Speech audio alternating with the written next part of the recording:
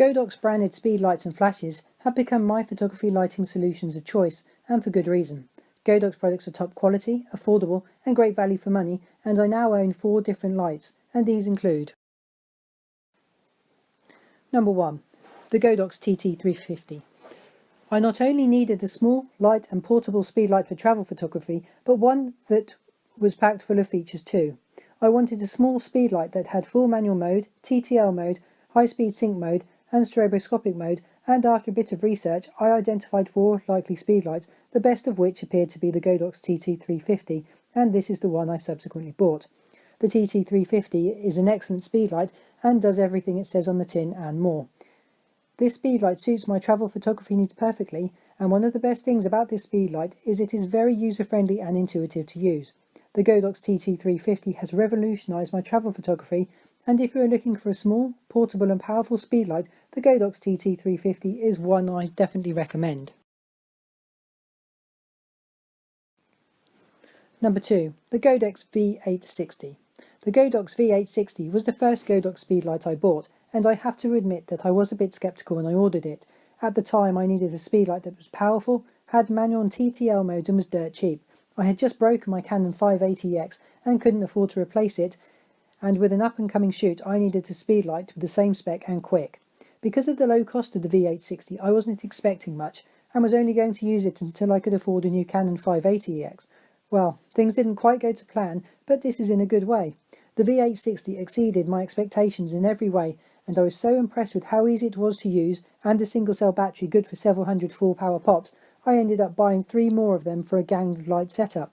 I paid less for 4 Godox V860s than I would have done for a single Canon 580EX, so I got a lot more flash for my money. Needless to say, I am now a Godox V860 convert, and I won't use any other large speed light when my current V860 speed lights finally give up the ghost. Number 3. The Godox Witstro AD360. 3 Godox V860s ganged together is a powerful setup, and it was a very useful setup, but it wasn't the easiest of rigs to set up and use. Setting up 3 speedlights requires 3 speedlights obviously, a bracket, 3 bracket arms, 3 flash triggers and a transmitter to put on the camera, lots of batteries and a heavy duty light stand to securely hold everything in place. Using 3 speedlights in this way limited the light modifiers I could use, which was a bit of a problem. I ended up buying the Witstro AD360 to replace my 3 gang light setup, and it definitely ended up being the better option.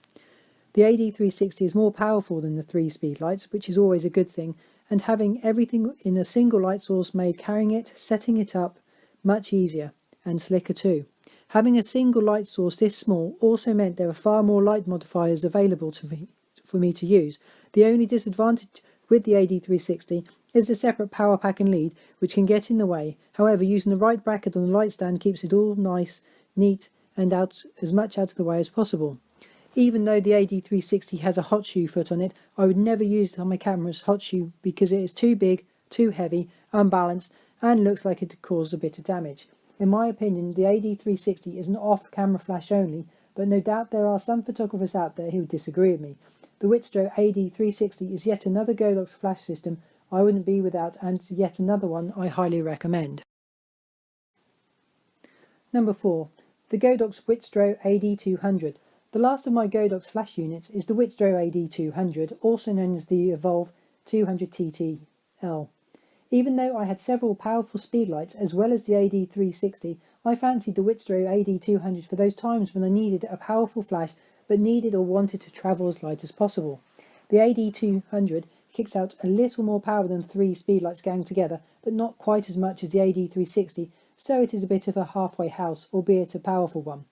The AD200 has a built-in power pack, so there are no issues with trailing wires and the like. The AD200 also has a built-in wireless receiver, so using the Godox X1 transmitter, I can change the settings from my camera. The AD200 has TTL mode, which is the main reason I bought it. There are times when the only way to get the shot is using TTL, and this is where the AD200 excels.